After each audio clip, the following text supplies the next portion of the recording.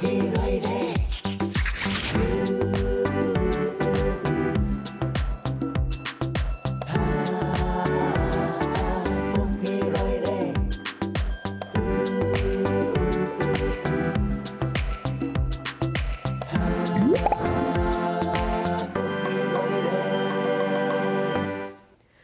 众朋友，大家好，欢迎收看今本日福喜类的节目。今日老大家来讲的是嘛，家的牙齿的保养，然后牙齿然后你个身体到底有嘛个关联、嘛个关系，还一定要注意事情是嘛个非常个重要哦。所以大家都绕墙，因为今本个来宾佢系来自恩主公依然个牙科线上反光性线上，欢迎。大家好，我系恩主公依然嘅反光性线上，我系牙科醫生，我大姓朱，我系講。会了，分养性上哈，所以性上系性中音，读性做台，然后读性做读书，然后后来才走牙口性上安样音，所以讲不卡讲会了，爸爸妈妈讲会了，因为性中有动音，其实系讲会了。係啊，吼，哇，當難得咧，當難得等於繞牆，等於喺牙口性上做呢種會了，哎用對法，真的覺得蠻棒的。還想問一下，你從牙口性上按到嘢，要督導你的患者，係幫你看牙齒感應，會講下，但係你自己會講下安樣嘢。要話動刀呢？動刀，我看動刀嘅，我會行音。對，行音啊，所以有一些機會會講到下安樣嘢。梗係講安樣嘢，梗係幫你看解，解到下講嘢係咩起到非常嘅親切。係啊，但是咧行音啊，要動到老人家嚇，牙齒動唔好啊。为什么？容易讲，一般来讲，因为起到好老的牙齿动那是会变不好嘛，因为这跟器官的使用率强弱嘛，就老的嘛有问题啊。但你是觉得特别不好，还冇贴片不好？对，因为他们其实清洁上，可能以前的老人家他们在战后婴儿潮那个时段啊，他们的卫教、口腔的保健做的不是很好，是，对，所以他们都没有办法清洁很干净，而且观念不是很好。懂，所以基本你利用咧机会好，让大家都分享一下观念，好，都分享观念之前，让大家都讲，爱给牙齿面唔好。因为我小时候，我觉得我也没有被教导的很好，不应教导动好讲，你牙齿用因来保养机，然后是地讲牙齿对你引体动重要，可是你某一保养机，它对。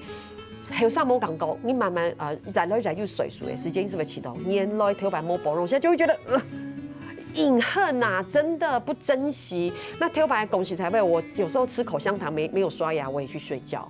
以前现在觉得好像时光倒转，然后不要这样子。好，我们来讲一下，其实牙齿，你。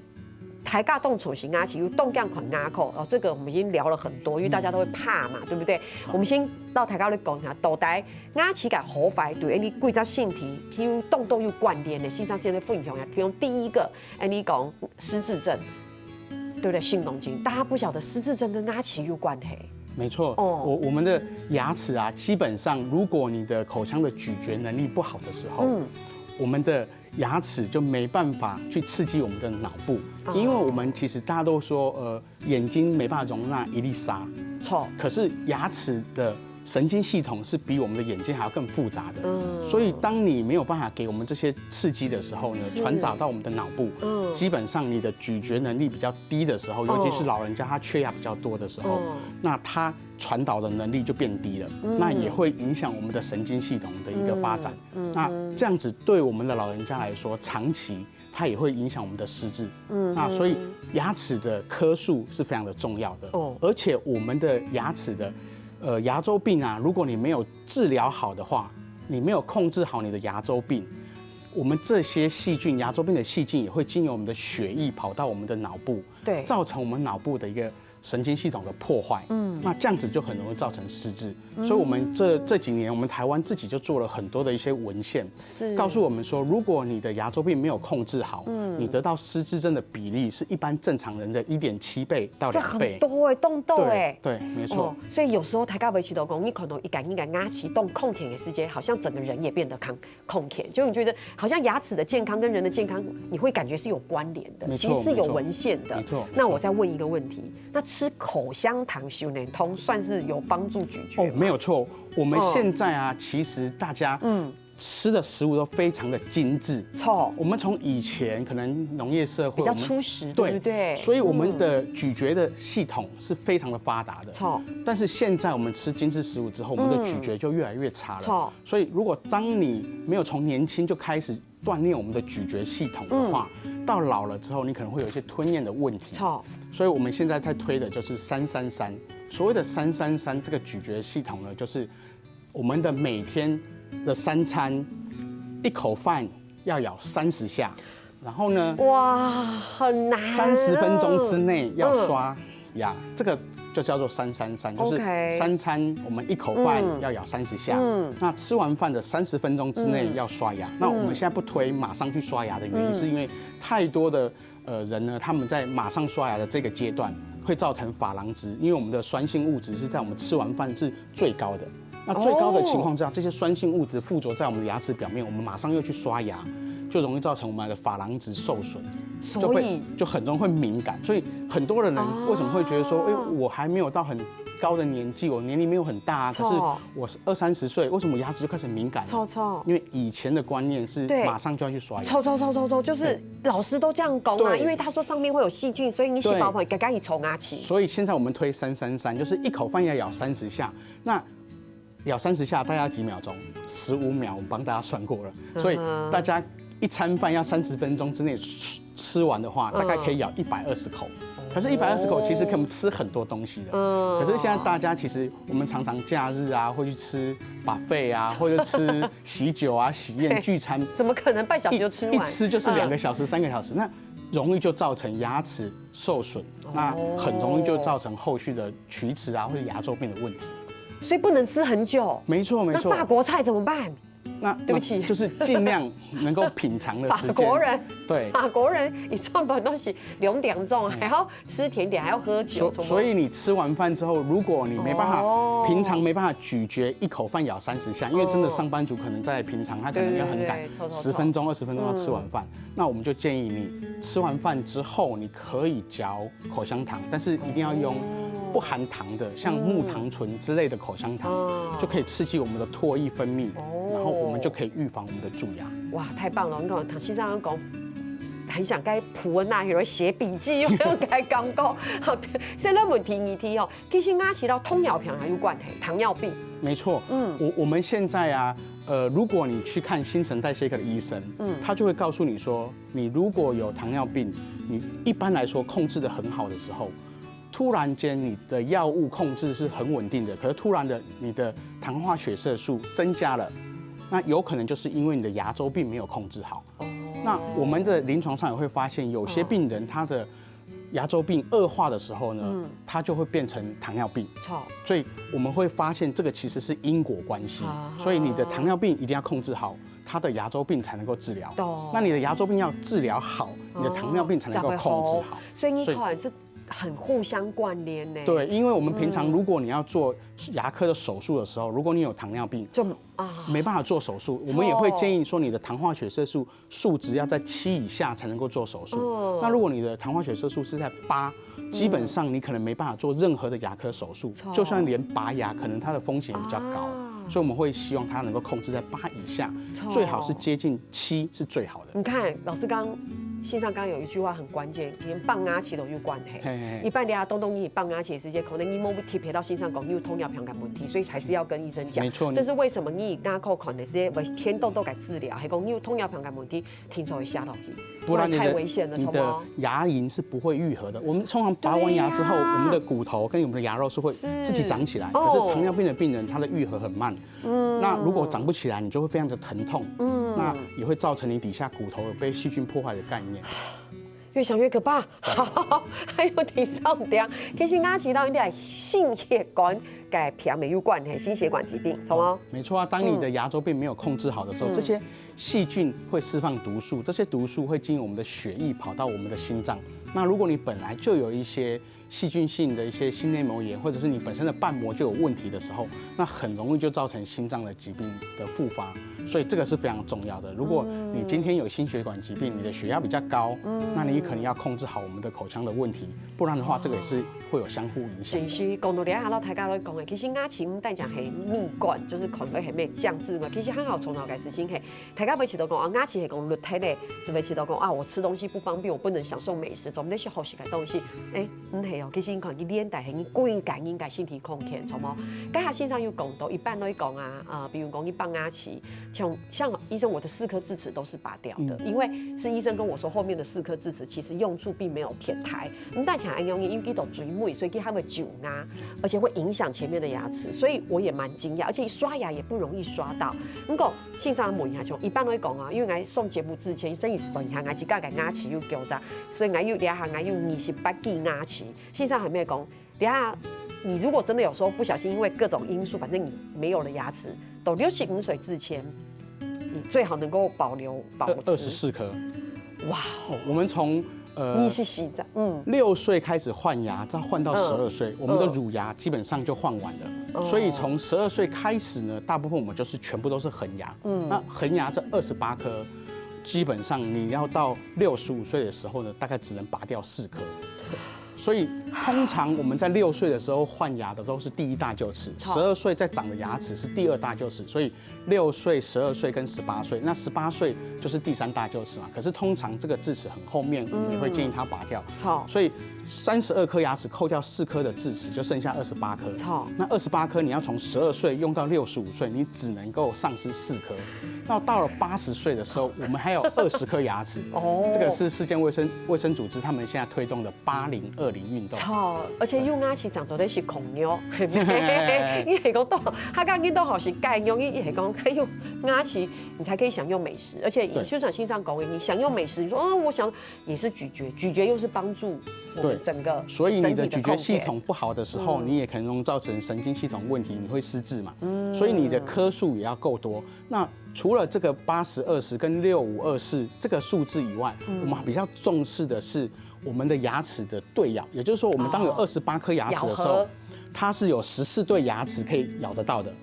对，所以这14对牙齿28颗呢，如果你今天到了65岁，你希望你有11对以上的牙齿是能有咬合对咬功能的。那到了80岁，至少要有6对。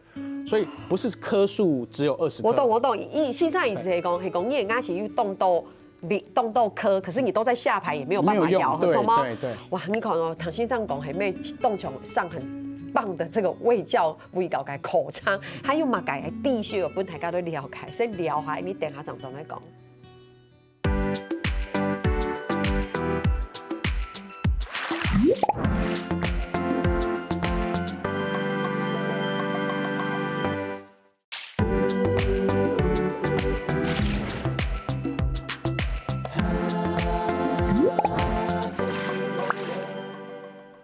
东方医所在绕墙头牙扣线上反共性线上录的节目地图那台下咧讲，哇，牙齿其实到身体动作部分都有动作嘅关联。你上堂节目有讲到动作嘅知识，比如讲糖尿病有关系，肾功能有关系。不过你下老台下咧讲，跟骨质疏松有关系哦，错吗？错。我们的骨质疏松啊，通常我们会去看骨科医生。那因为骨科医生比较担心的是，如果你有骨质疏松，你可能不小心跌倒了，那你的断掉了，那会变成你可能会造成脑部的一些受伤，所以生命的问题比较重要，所以他们会建议这些骨质疏松的病人就要吃药物。那有预防骨质疏松的药物有分成2种，一种是属于单株抗体的，一种是双磷酸盐类的。那像双磷酸盐类的，像有很有名的就是福善美。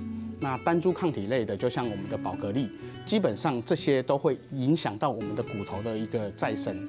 那虽然它可以让我们的骨质疏松得到缓解，可是当我们要做牙科的手术的时候，这类的双磷酸盐类的药物，或者是单株抗体类的药物，有可能会抑制我们骨头的生成。所以当你做完手术之后，你的骨头可能不会愈合。所以在骨科医生要开始让病患吃药或者是打针剂的过程中，他可能半年打一次，或是1年打一次，或是半年吃一次、1年吃一次这种的药物的时候，他们都会先转介来牙科。如果有牙齿的问题要做手术，尽快在还没有打药或者是吃药之前处理。是。那如果说他已经在吃药了，你就不总得处理牙齿嘞。可以，就是他不能马上，他可能是半年打一次的，他可能在打完药物之后要3个月之后才能开始做牙科的治疗，所以他会急迫性就变成说，他如果真的牙科有问题，他要做手术，他就要延缓，可是他可能就是会不舒服一阵子，所以我们会希望说，如果这一类的病患，尤其是老年人，他越来越多有骨质疏松的问题，他们能够先转介到牙科，我们在还没有手术前、没有吃药前，我们就赶快帮他做牙科的一些治疗，让他的口腔是得到一个比较好的环境，再去做我们的骨质疏松药物的一个处理，这样子对他来说会避免后续可能因为牙齿痛，又不能做手术，他要痛很久这个窘境。我讲糖医类其实是地讲哇，这中间的观念也非常深的，所以大家其实也要注意。不过其实讲哦，就是要真的要认真做到啦。我们来讲一些，你还是到大家来讲到身体的关系，你还要来讲一下大家可能常会拄到的问题是，大家有发现哦，大家都讲哇，你有洗牙，哇洗牙，我不是晚上睡梦之前是有洗牙期的，其实是像牙结石，是你系讲。特别要注意，因为启动你的牙齿接近牙龈的部分，好像有一个硬硬的东西，从你杀骨恐龙，我们就讲牙结石，其实它是来自于牙菌斑。牙菌斑什么？我们其实很简单，如果你今天刷牙没有刷得很好，有些死角你没有刷到，或者是你平常没有刷到位置的时候，你如果用我们的指甲其实去抠我们的牙齿表面，是你就会看到那个白白的东西，那个就是牙菌斑。那牙菌斑里面就是我们食物跟我们的细菌结合在一起，还有我们的口水3个结合在一起之后，产生的一个牙菌斑，那里面都是细菌。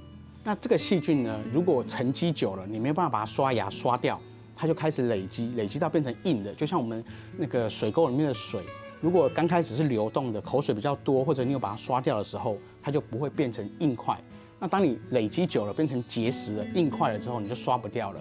那这个时候就是要由我们的牙科医师会帮你用我们的超音波洗牙机去把我们这些结石给震下来。噔噔噔噔，超音波洗牙机是什么呢？对，基本上它就是速度很快，摆幅很小，我们眼睛看不到，但是它会有一点点震动的感觉的洗牙的东西。它主要就是把我们的结石附着在牙齿上面，它粘住了嘛。那我们用震荡的方式去把它震下来。那大家会以为说，哦，这个好像是用针去把我们的牙齿去刮下来，其实不是。或是我好像医生用手的力道有没有？你应该杀骨刮下来，它是震动，它是震动。可是医生，我之前也会觉得医生是拿一个很尖的东西，那一下动这样的东西，那你知道震动嘛？就是它只要一开，像电动牙刷一开，然后它的那个针就一直震，然后它去震。它没有戳到我们的牙齿，所以不用担心说我们去洗牙很常洗牙的话会伤珐琅质，这个是不会的，所以大家不用担心。那反而是如果你没有把牙结石清干净的话，那些细菌就是一直留在我们的嘴巴里面，那细菌就会造成牙龈的破坏。那初期可能会牙龈发炎流血，那到后来因为一开始是不会疼痛的，所以你也不会注意到。当你发现你流血的时候，还有机会可以保留我们的骨头。可是当你再不去注意，破坏到骨头了之后，它就是不可逆的反应。我们的骨头如果被破坏了，它就可能就被破坏掉，它就不会长回来了。所以对于大家来说，一定要定期去做口腔的清洁，这是非常重要的。很严重哦，我觉得很紧张，因为大家会怠惰，你知道吗？而且大家会起都会怕，你就会觉得哇，要定期去洗牙，就是真的要建立在动好个习惯这样做的。所以线上意思是讲，大家是讲冇建立好按用个保健吼，因为引起到家是讲送到骨头的时间是服务餐的，简单来讲是按用呢。所以你下老大家来讲，伊只动从那个保健，其实牙虫牙齿是一只动从那个保健，所以你下老大家来分享一下，虫牙齿以后有只数目字做在破起来，1、2、2、1个颜色。没错，1221呢，基本上呢就是一天至少2次200，每次2分钟，然后使用1000 ppm 以上的含氟牙膏。OK， 对，哇，这里要是动宠了咯，因为现在我们再复习一遍哈，1、2、2什么1、从牙齿200分钟，你讲牙膏有1000以上嘅 ppm 什么？大家就会说那是什么？该什么嘅东西？其实一般你卖牙膏牙膏嘅时间，它会写氟含氟量，含氟对不对？所以其实要大家咧其实牙膏要动到某种嘅功能性，我们必须这样说，可能个细 Q 系嘛，咁个要动宠了嘅时间，就是实际上特别的到大家都叮咛提醒的，就是1000 ppm。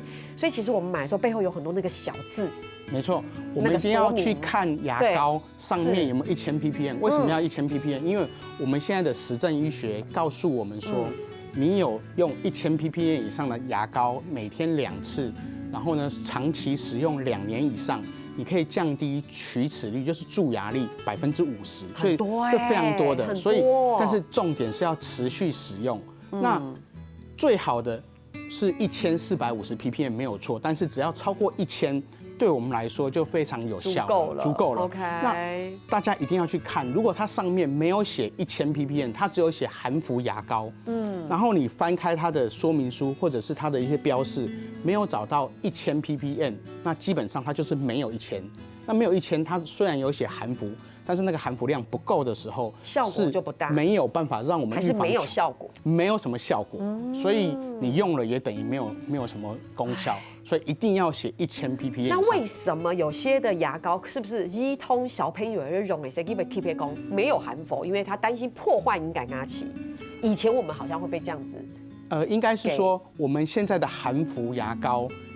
量虽然是1000 ppm， 但是有的小朋友可能对氟会过敏，他可能就不能用含氟牙膏。那也会有小朋友吃到这些含氟牙膏，如果量多，他可能整条牙膏都吃完了，他可能会有氟中毒的可能性。但是目前我们在看我们的体重在换算的时候，你可能要很小的小朋友要把一整条的牙膏都吃完，才有可能会有氟中毒的风险。所以我们现在小朋友都不会做一大条的牙膏，我们看到的小朋友的牙膏通常都是比较小条的。对，错。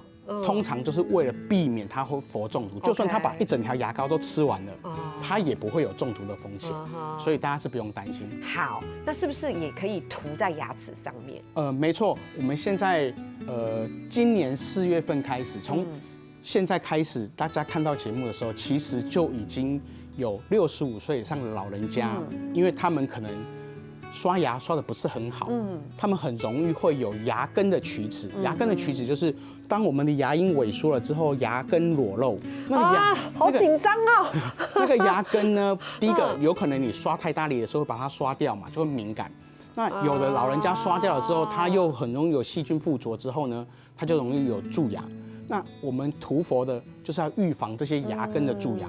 那现在呢，4月份开始，今年的4月份开始，已经有65岁的老人家每3个月可以免费涂氟1次，而且也可以3个月免费洗牙1次。那我们涂氟涂上去了之后，不管是小朋友预防蛀牙的部分，或者是年纪大的65岁以上预防蛀牙的部分呢，我们涂完了之后，通常我们会等4分钟，在我们的牙科诊所，因为它是高剂量的，它是23500 ppm 以上的高剂量，跟我们1000 ppm 是差很多倍的，20几倍。所以高剂量的含氟的这个涂剂，这个氟漆涂上去了之后，我们等了4分钟，它就会完全的覆盖在我们牙齿表面。像是该刷油漆恐龙啊，对，就在你的牙齿的表面刷了油漆，然后照贴嘞，所以你是这样你也是蚂蚁贴。所以小朋友如果去舌头舔啊，或者是大人不小心口水碰到是没有关系的，是没有关系。但是它有一个好处就是，我们会告诉他们，如果你当天涂完氟了，晚上可以不用刷牙。对，很好。你看这个好像说不用刷牙是一个福音嘅感覺哦。不過喺要當到嘅啲嘢，大家都歡迎哦。等下再來講。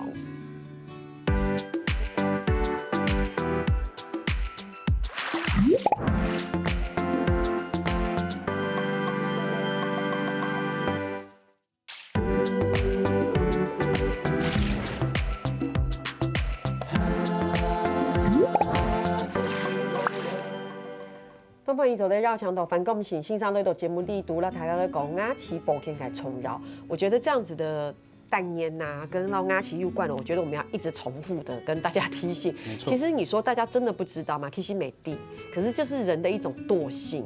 然后咋个来讲，牙每期的牙齿该保健该地息，其实有改变。我的感觉是这样，真的有在改变。以前我们得到的观念没有错，但是真的会随着我觉得科技改发达然后有一些新的东西的产生，它还是会有不同。像线上 Games 讲1221就跟以前不一样啊，从吗？特别讲哦，你实体东西有营养比所以丑牙齿，你也没讲哦，不是一定要怎么样。好，我们先再过来讲一下，你啊大家会发现冇，其实当流行一种牙齿按照天通牙手哦。老师，医生我没有用过，说真的，但是我来通识人来讲，他觉得很方便，所以。我也不是不想尝试，是因为我自己还是会蛮认真的手动刷牙，所以可以分享一下，就是一定要用电动牙刷比较好吗？当然不是啊。哦 ，really？ 记得会讲，因为天通的牙手抽好强力。应该是说，如果你是正常人，你的手部是很可以灵活的，我们会建议灵活，对，很灵活的，就是建议你用一般的牙刷就好了。我们第一个就是我们用费用来算的话，如果我们一般的牙刷可能一支大概是70-80块。那我们可能2个月会换一次牙刷，那我们1年大概换6支牙刷，所以2个月就要一定要换，因为我们的牙齿的那个牙刷，可能你在1个多月不到2个月的时候，可能就会分叉了。那分叉之后就没有什么效果。到底毛要硬还是软？应该是说，糟糕，好多问题哦。牙刷要看每个人，对，细 Q， 因为有的人他会很习惯用力刷跟用力的刷，很用力刷，所以你是用超软毛牙刷。如果你的牙刷刷不到1个月，那个刷毛就分叉了，对你来说可能那个牙刷就太软了，所以要换成没有那么软的，就是不要是超软毛的，就是正常的软毛其实就可以了。那我们不建议用比较硬毛的牙刷了，因为那个会伤珐琅质。所以我们如果1支牙刷可以2个月用一次，1支牙刷是70-80块，我们1年可能换6支牙刷，大概才500块。那你用电动牙刷，1支电动牙刷可能光买那1支就好几千块，那刷头又要换，那刷头1支可能也是200-300，所以换算起来，我们的电动牙刷的成本是我们一般牙刷的3到4倍。线上你要讲的是新品的概念，那如果扣掉成本的概念，就是钱这个概念，那功能呢？功能来说，它刷牙的时间可能会缩短一些。但是如果你的习惯没有改变，就是有的人用电动牙刷，他还是习惯用刷的，那个就是非常大的错误。为什么？电动牙刷它本身就会有摆动，就已经在刷了。对，那你有摆动，你又在刷，力量就会超过。所以电动牙齿改感觉，乡亲朋友。用天通牙手，其实线上也是讲，你本身是不会丑，所以你不用弄的时候，其实如果这是我的手，其实我就摆着，没错，我只要换位置，我们通常都是放在定位，数3秒钟就换下一个位置。上秒，所以我觉得这很酷哎，比如一量上，一量上，一量上，一量上。可是如果还自己用手刷，就是手，对，就手取代电动。对。但是我们手刷的话，我们就是放在同样的位置，因为以前我们用手刷，我们也可能会一次刷很多颗，盲刷，然后刷很大的范围，很用力。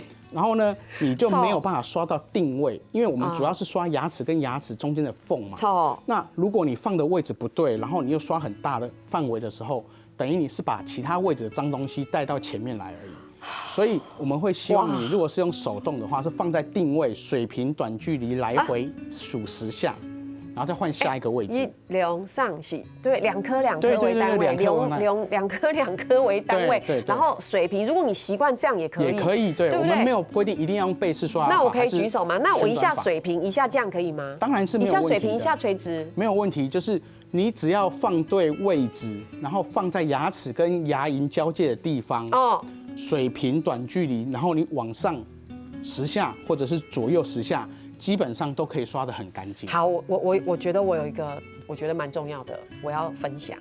我觉得要用心。没错，一定要用心，因为太多的人都是把牙刷放在嘴巴里面就开始刷了，乱刷。他就是放在有牙齿的位置就在刷，但是没有放对位置。对，用心的意思，兄弟们，用心的意思不是说我很用心，因为你要感受，你要用你的心去感受。没错，你可以你走在一边看天时一边冲啊，其实没有问题。线上刚才讲2分钟嘛，你超过2分钟也没相关，不讲你的荣幸，就是你要真心知道你是不是真的每个部位你都刷到了，每一颗牙齿的每一个部位，因为牙齿有3个面。靠脸颊这个面，还有咬合面，还有我们的靠舌头的那个面，这3个面你一定要用心的去放对位置。所以你如果用心刷，随便就2分钟，没错，是不是2颗？因为2颗数28颗，2颗数10次嘛，所以你这样刷完一定都是2分钟，所以大家也不用担心说，哦，我刷完可能只有1分钟，好科学哦。可是如果你是盲刷，大家可以去计时，通常都只有1分多钟了。真的哦，没错，大家可以回去计时。大家，基本伊看睇，基本伊该复习咧，不然从牙齿嘅时间。西表拿出来，手机拿出来，看大家还没仔细瞅了。我今天晚上真的会回去做实验，我觉得太有趣了。我要看我有没有刷到2分钟。我觉得我口内没摸，我觉得我可能没有办法2颗，我觉得我可能是3、4颗。可是我有蛮用心的，但我现在要开始要更用心。好，水母以后还有找到问下，老乡亲们来分享，你有用牙线改习惯吗？牙线它基本上太重要了。对，因为我们刷牙是刷牙齿的表面。那牙齿跟牙齿中间呢，我们就要用牙线或者是牙线棒。那如果你的牙缝比较大了，因为正常啊，我们的人会有生理性的萎缩。对，它大概10年是0.5个毫米，0.5 mm。那0.5 mm 是0.05公分啊。等一下，每个牙齿的齿缝都0.5 mm 吗？0.05 mm 吗？0.5 mm， 0.05公分，所以那个比例上来说，大概20年你才会降低1个毫米。1个毫米是多少？0.1公分。所以0.1公分，我们如果用牙尖刷过去，你可能从12岁用到32岁，这20年，你的牙缝可能会有1个毫米，0.1公分。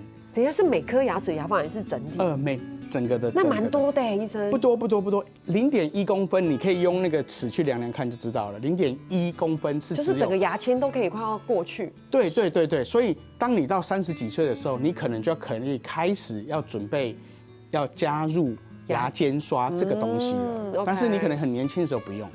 到了30几岁，有可能你的牙缝开始萎缩到了0.1个毫米、0.1公分的时候，就是1个毫米的时候，你可能就要用牙尖刷。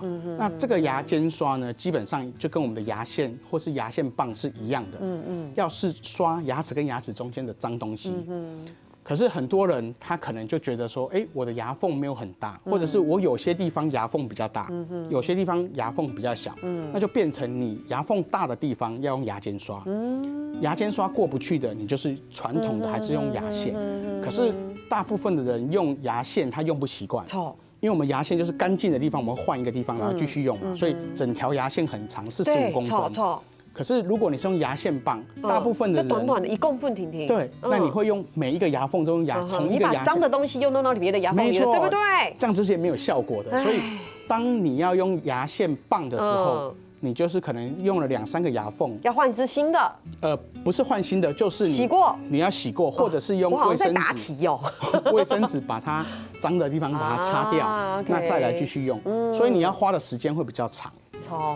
好，我很每次都谈，你在防性上讲，该时间搞对动家，是说2分钟停。我们还要一题要问性上常见的错误假牙清洁方法。最后一题，我们现在65岁的老人家有40%以上是有戴活动假牙的，就是走在那哈的耶。那这个的活动假牙，大部分的人啊，他晚上睡觉的时候要拿下来嘛。然后时间到了之后呢，可能早上睡前再睡觉起来就戴上去。可是你每天可能用了一阵子之后，你每天要用假牙清洁锭。因为我们的活动假牙它表面那个牙齿有白色的地方的牙齿是可以用牙刷刷的，但是不要用牙膏，因为会把我们的表面刷到会变成有那个刷痕。那脏东西更容易附着。那粉红色的地方是不能刷的。它有一种清洁发泡锭，对，那个就是把细菌给拿掉。我们只要用我们的假牙清洁锭，用完5分钟，它发泡完了之后，就拿起来，对，它就会把99.9%的细菌全部都杀死了。可是那个水就变成是脏的，因为细菌就被你清洁出来了嘛。所以你那个盒子里面的水一定要把它倒掉，因为它是沤皱水。那对吧？没错。那如果你把它整个晚上都泡着，你早上又把它拿起来，我知道，那就是你让你敢拿起表都沤皱水贵啦。然后再讲那欧洲随地都给牙齿带起来，所以去喊欧洲感。没错，没错，就是这样。我强化没有，就是因为觉得医生讲的太精彩了，肺中癌清除，所以其实俩题写到大家来讲，其实系讲你在庆建一个讲啊，也是一种线上讲，就那5分钟是最重要的，对，对不对？那后续我们会希望说，如果超过5分钟，它都已经清洁干净了之后，你顶多就摆个半小时，就可以把它拿起来，把它换成是干净的冷开水。那隔天早上你就可以直接拿出来戴，这样子是最好的。哇！我觉得这个好重要哦，肺中癌重燃哇！今日绕墙头防线上那套节目，例如大家都讲都让牙齿保健有关的，相信大家嘅手部听从动态，所以什么防线上那套两片，下面又继续找个绕墙线上那套大家分享牙齿嘅保健。感谢，好，听下来咧，绕墙你所有嘅乡亲朋友，看下你做人堂了。好看福喜类节目嘅乡亲朋友，我记得去到你嘅面书咧添赞哦，还有填入客家电视嘅 YouTube 频道，也记得留两句影片分享出去哦。